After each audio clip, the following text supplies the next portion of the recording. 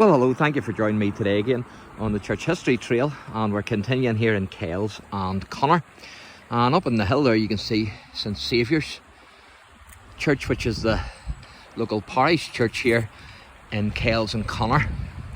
And hopefully I'll get up there to do a wee video at some stage. It mightn't be today, but hopefully I will get up. Now, I want to show you this board here, because as you see, it says the village of Kells. So that side of the bridge there is the village of Kells, and it says ancient monastic settlement. But if we go to the other side of the board, it's different, because it says the village of Connor, historic ecclesiastical site. And the reason for that is because that side there is Connor of the bridge, and this side of the bridge is Kells. And so the bridge actually connects these two villages. And there's the Presbyterian churches is up there, the Connor Presbyterian Church, and also then the Kells Presbyterian Church is down there. And of course, Connor has a big connection, believe it or believe it not, with the actor John Wayne. And of course, Connor and Kells aren't far from the town of Ballymena. But I'm going to take you a wee walk, and I'm going to explain that to you, because Connor has a massive connection here with the actor John Wayne, the American actor. Now, of course, John Wayne acted in The Quiet Man, which was 1952, and it was set in Ireland.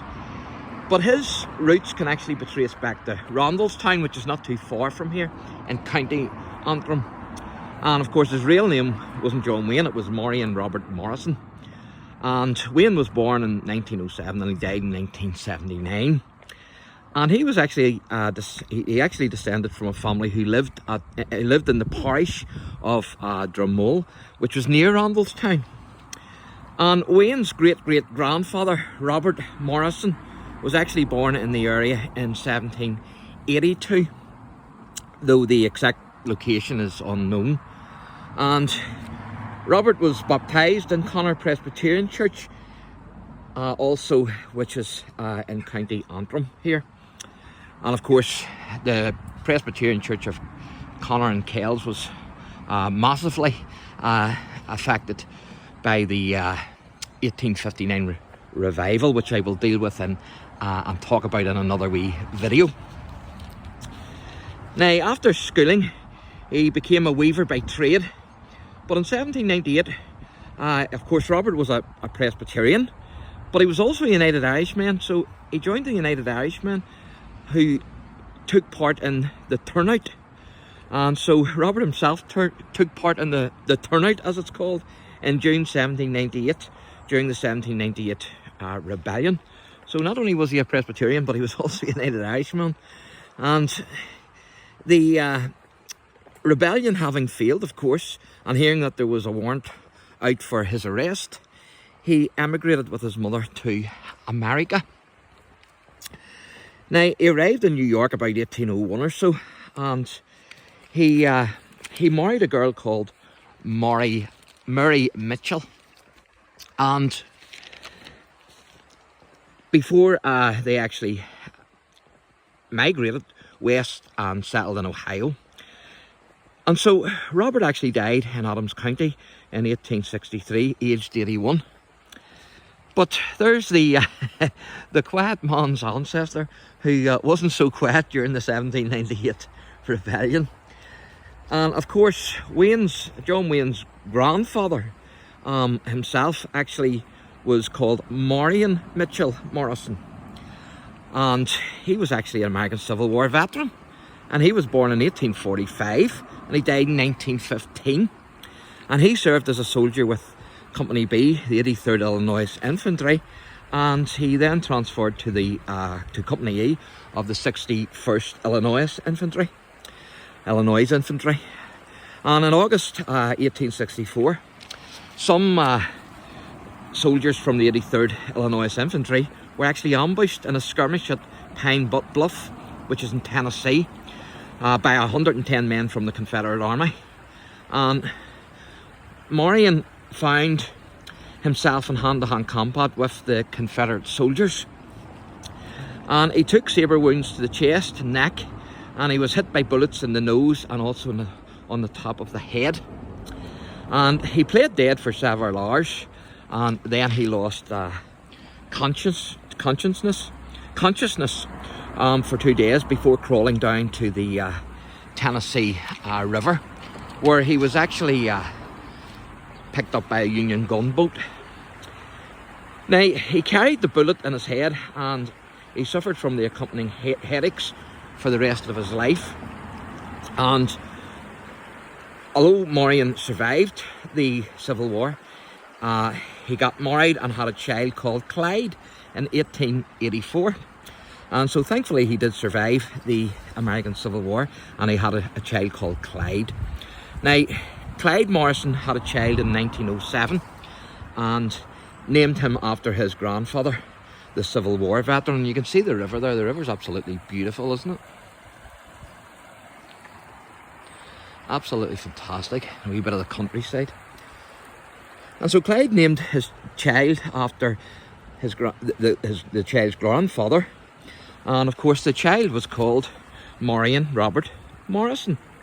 And Marion Robert Morrison would adopt the stage name John Wayne and would appear in nearly 170 films from 1929 to 1977. And of course he's best known for his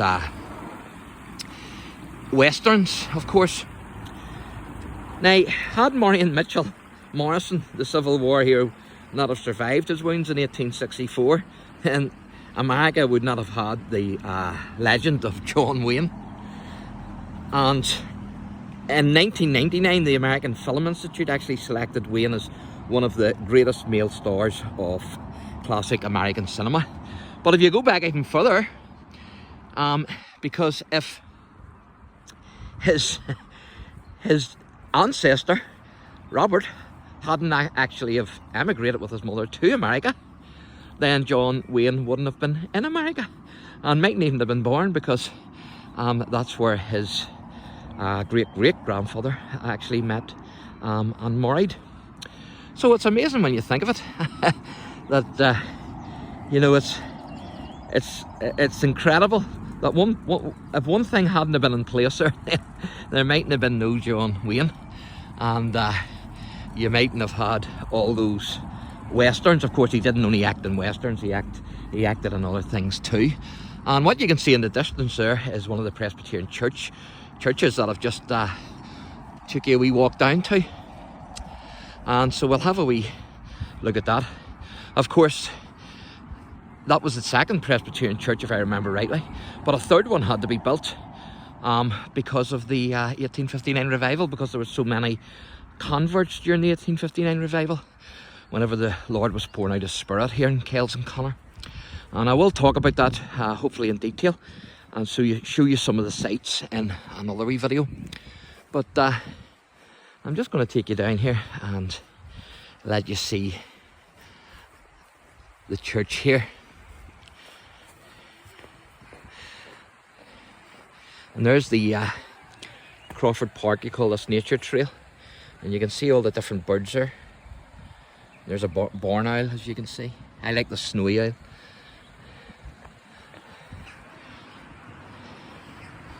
And so it's a nice wee walk here. It's not a very long walk, but it's certainly a nice wee walk. And there's another wee board here I'm going to show you, which has trees on it.